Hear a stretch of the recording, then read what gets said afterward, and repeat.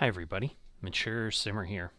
So welcome back to Reentry as I continue to just participate in this wonderful sim and see what I can do and learn. So working through Project Mercury Academy, which obviously would be the first place to do some things. We've got Tutorial 3 here, which is Checklist and Atlas Ascent. In this mission, you will use what you learned in the two previous lessons to launch the Atlas into space and understand how the checklists work in your mission pad. All right, so it's kind of showing us a lander, but obviously that's not happening until we get to Apollo, because I think even in Gemini that we are talking about just docking with the Agena to practice docking, but that is not the end result. So we're going to take a look at other things in the future once we get through things. I've certainly looked at other aspects of the system or the sim just to understand what we've got.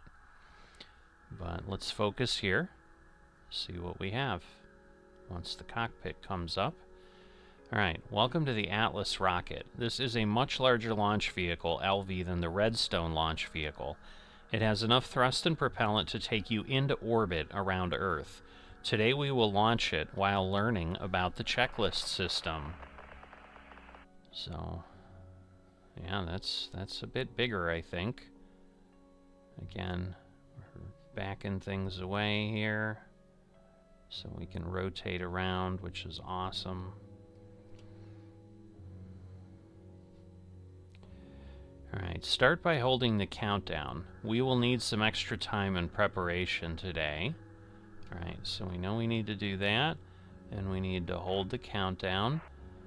So press C, player 1 holding countdown. I gotta figure out how to change my name, because I know I can do that, but that's something for the future.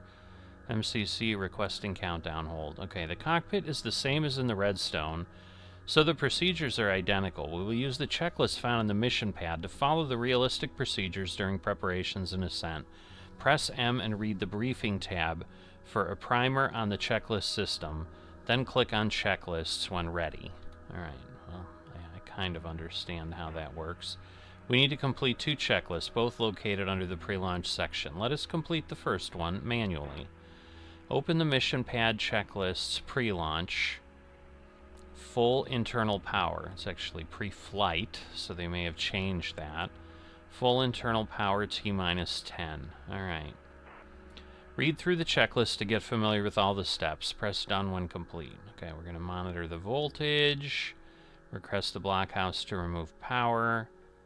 And then isolate the battery switch. Standby battery switch. Okay, so first step is to observe the DC volts and amps on the main bus. As we covered in the previous version, zoom in on the DC volts. Alright, so we got that. Use C to toggle the circular function and switch to internal power. So there we go. Press Roger when you have found it. Disconnected the launch vehicle from the umbilical power. You are now in internal power. While observing the DC volts amps, press the switch. This will transfer the power. We already did that. Okay, cycle through all the batteries. And notice that most are 24. The isolated is 29. Alright, so standby, and then ISO, and then we press done when complete. The rest of the checklist is already completed as the switches have been set to their correct position during ingress before this mission started. Verify this by manually searching for the switches and checking their position. Alright, so the isolate battery is on norm. Standby battery switch is on off. And then we verified all of that. Okay, the next checklist we need to follow, locate this in the mission checklist and click it to view. The next checklist we'll need to follow today is the final... Oh, okay, and then duh. Alright, read it through to get familiar, press done when complete. As you might have noticed, these are the same steps we did in the previous lesson. Don't worry if you do not know what the function behind switches you interact with is. You will learn this over the next few lessons. For now, it is most important to learn the mechanics and the basics of the Ascent itself. A checklist guidance system is a game mechanism designed to help you with executing checklists.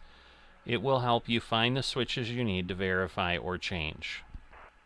Let's try to run a checklist using the checklist guidance system. Ensure the final checklist is open on the middle mission pad.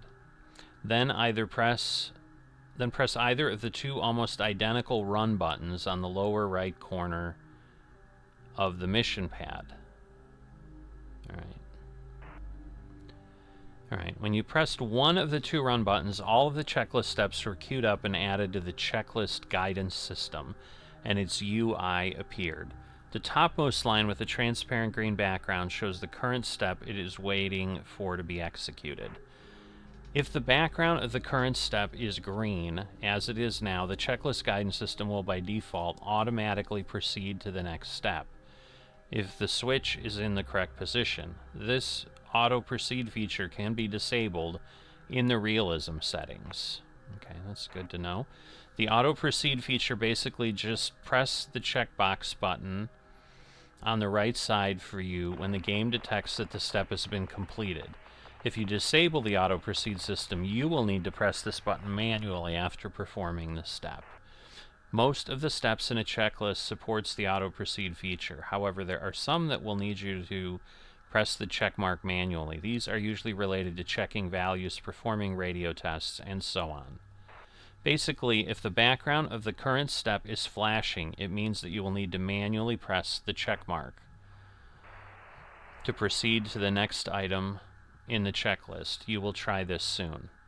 The reason there are two run buttons is because you can queue up steps from multiple checklists, and this lets you decide if the steps of your checklist you wish to run should be added after the existing steps, if any, or if you wish to add it before the existing steps. This is reserved for advanced you, and you will mostly run one checklist at a time and complete it fully. No lesson will require you to queue up multiple checklists. If no steps are queued in the checklist guidance system, it does not matter which of the two buttons you press. Resume the countdown and then try to complete the first step in the checklist. With auto proceed enabled, the checklist will automatically move to the next item. If this item is already in the correct position, it will move to the next immediately. Alright, so let us resume the countdown. Okay, MCC, please resume the countdown. Player 1 countdown, resume. Follow each to when you reach radio check steps, the active line will flash. At this point, use the radio command menu C to toggle and press radio check. When complete, press the check mark on the checklist system UI. Hotkey to press the check mark is B. Alright, so launch, control, ready. Alright.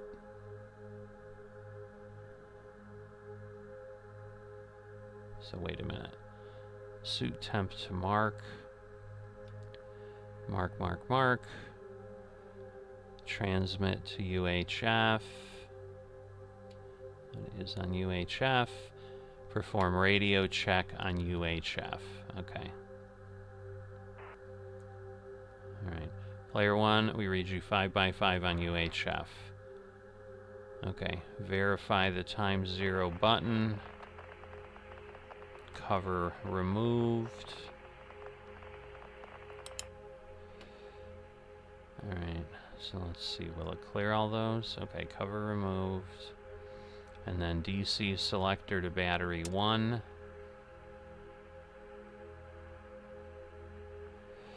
Alright, arm squib. So that's over here, there we go.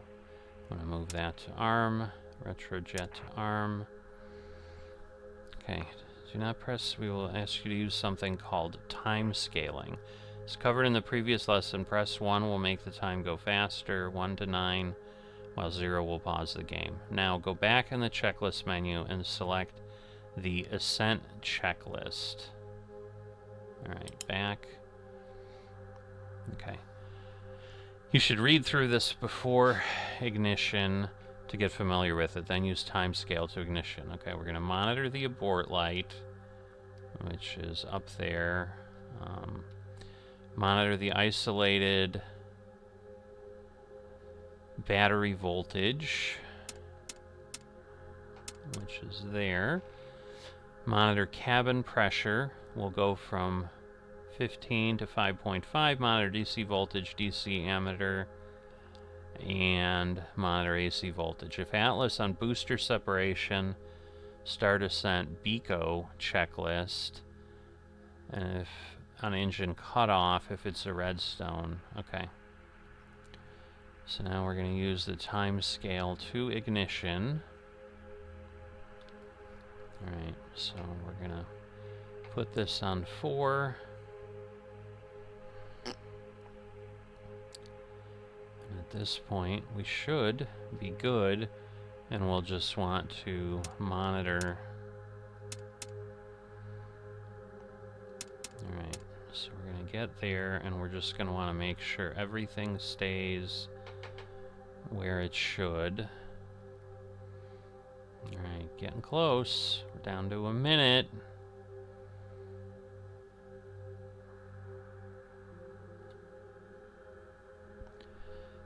Alright.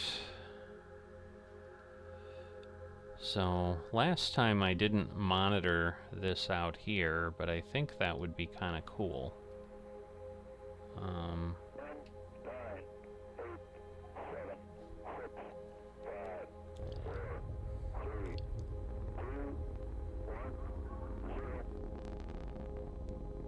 Alright.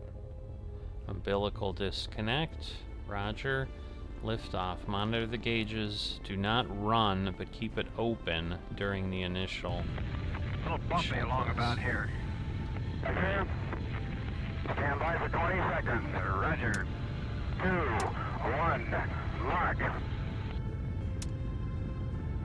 Alright, that's fine. These are the standbys, so just keep monitoring. We're watching the abort. Another step in the Atlas Ascent. This is considered a half stage and will only remove some weight as our 2 booster engines used for the initial ascent are no longer needed. The booster will be stages at about 2 minutes and 10 seconds into the flight. Alright, so... Alright, nothing. So 1, 2, 3...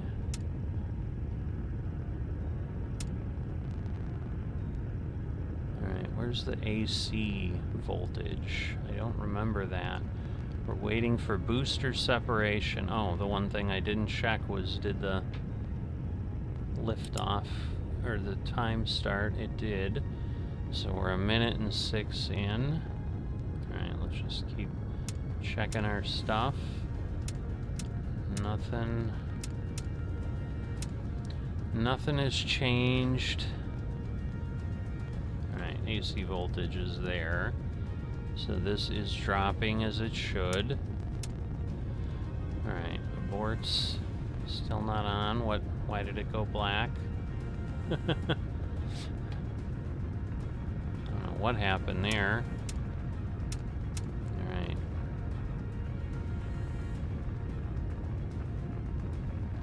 Okay, now I think I can move this. I thought I could move it around, but maybe not once these are set here. Alright, so we should have... Okay, there goes the booster stage. Open the mission pad, checklist Ascent, BECO. Okay, so now I want BECO. But do not press the run button, as the in-game steps will guide you through it. Another little feature with repeating is the current objective feature. Edison Tower is green. Okay. Visible with the radio command menu by default, but it can be separated by binding it to a dedicated T. This shows you what the mission is waiting for to be able to proceed. Once the tower separates, we'll do an additional step to prevent the retro engines from jettison. Okay, the tower's gone. You're about halfway to orbit. The sustainer engine is now powering you for the final journey. To prevent the retro engines to jettison by accident or failure, we set the auto retrojet to off. Okay. Alright, auto retrojet off. Retrojet fuse off. Okay. Good. Then disconnect the power by opening the circuit using the retrojet fuse on the right side. In the middle panel, one up. Okay, set it to off. Alright. And then, great. By doing this, you will have some additional security around your retro engines. They are your only tool to get back to Earth once you are in orbit. Set emergency retro to off. This disables power to the manual retrojet in the sequencer. Oh, okay. So we want to set that off. Alright. Alright, as you work through checklists, you might find the need to move it around the screen. This can be done by finding a spot that does not have an active UI element, such as a button. Oh, I see. Alright, and a scroll field, and also press and hold the left mouse button. This applies to almost any in-game window. For the rest of the Ascent, monitor the instruments as you learned in the previous lesson. Alright. So everything seems okay. And try to get familiar with the various data points and how they change as you are ascending into orbit. So yeah, if we go to external,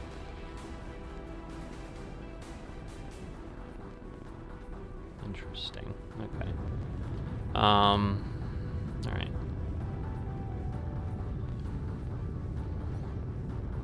So I'm not sure I need the checklist. So if I go back and then turn that off, just keep monitoring. Because last time, like, we saw certain things happening. Awaiting launch vehicle separation. BECO. Lots of great fired. Okay. CapSep, excellent. You've now learned about the checklist tab, the checklist guidance system, and how to use it to run and complete checklists. You also made a full ascent into orbit using the Atlas launch vehicle. You should now observe out the window as the automatic turnaround maneuver orients the capsule to look in the retrograde direction. Now that you are in orbit, the last bit we need to do is to complete the mission pad checklist, orbit checklist. Alright, this checklist is the post-descent orbit insurgent. Open the checklist and press the run button. So we'll do that. Alright, so I should be able to then turn this off. Okay, DC selector to main. Okay, landing bag off. Emergency retro fuse false, so I assume that means pull it down, and then emergency drogue deploy fuse to false. Okay. Alright, follow the checklist, complete the check. Good job. You are now in orbit and have configured the capsule for orbital operation. This concludes the lesson. Look at that. Pretty cool. Let's see. So now if we go to orbital, alright, so I think that's showing, I'm not sure, okay, descending node, but that's where we're at. Left panels, right, upper, commander seat. Is this like, is it still turning me? I'm not sure. Like, I keep hearing things going, but I don't know if I'm crazy or not. I don't know. Alright. But we're done. We completed the tutorial. So we are set. And it didn't tell me anything about, hey, did you notice this thing failing? So I think we're good. Alright, so 68 out of 625. Now it says level 1. I thought it said level 0 before.